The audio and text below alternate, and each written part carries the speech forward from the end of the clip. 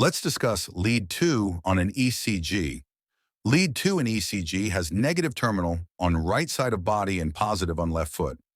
As we know, a wave of depolarization is essentially a wave of positive charges. When this wave moves toward the positive electrode, it creates an upward deflection. This is the P wave. After this, the impulse pauses for 0.1, 2 to 0.2 seconds in the AV node, which appears as a flat line on the ECG, representing a resting period. Next, the impulse shoots through the bundle of His, travels down the bundle branches, and finally depolarizes the ventricles. Now you might wonder, why is the QRS complex not just a simple upward wave like the P wave? Here's why. 1. The Q wave. Ventricular septal depolarization begins from the left ventricle and moves across the septum towards right ventricle. Since positive charges are moving away from the positive electrode, a small downward deflection, the Q wave, appears. 2. The R wave.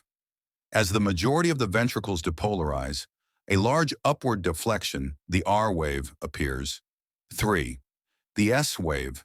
When the depolarization reaches the Purkinje fibers, the direction shifts upward, away from the positive electrode, creating another downward deflection, the S wave. Then comes the ST segment, a brief resting phase before repolarization.